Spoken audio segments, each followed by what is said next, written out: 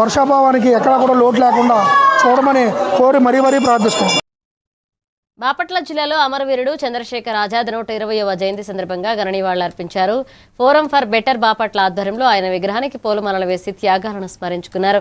స్వాతంత్ర ఉద్యమంలో ఆజాద్ చేసిన పోరాటం చిరస్మరణీయమని, యువత ఆయన దేశభక్తి, ధైర్యానికి ఆదర్శంగా తీసుకోవాలని వక్తలు పిలుపునిచ్చారు. ఈ కార్యక్రమంలో ఫోరం కార్యదర్శి పిసి సాయిబాబు, న్యాయవాదులు జమ్రుద్ బాషా, భాస్కర్ రావు తదితరులు పాల్గొని ఆజాద్కు ఘననివాళులర్పించారు.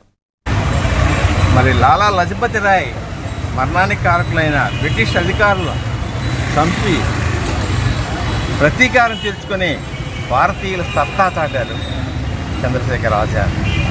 మరి ఆయన త్యాగం నిరుపమానమైనది. అనేక సార్లు జైలుకి వెళ్ళారు, అనేక బ్రిటిష్ వ్యతిరేక కార్యకలాపాలు చేపట్టారు, బ్రిటిష్ వారి గుండెల్లో రైళ్లు పరిగెత్తించారు. అటువంటి మహనీయుడు దేశం కోసం ఆయన రుణం మనం ఎప్పటికీ తీర్చుకోలేనిది. బ్రిటిష్ ప్రభుత్వాన్ని గడగడలాడించినటువంటి వ్యక్తి.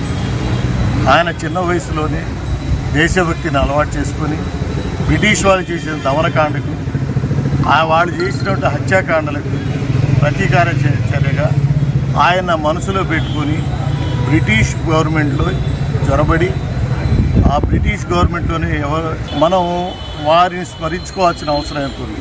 మనం ఏమనుకుంటామంటే మన పిల్లలు పక్కింటోడు వచ్చేసి మనకు అన్నీ సమకూర్చాలి, కానీ మన పిల్లలు కానీ మనం కానీ ఆ బాటలో ఉండాల్సిన అవసరం లేదనుకుంటాం. కానీ పక్కింట్లో పుట్టాలనుకోవడం చాలా తప్పు. మనం కూడా అలాంటి వ్యక్తుల్ని స్మరించుకుంటూ ఉంటే ఇది భావి తరాలకి ఒక గుణపాఠంగా ఉంటుంది. మన చరిత్రను చెప్పినట్టు ఉంటుంది. భావి తరాలు కూడా ఇలాంటి వ్యక్తుల యొక్క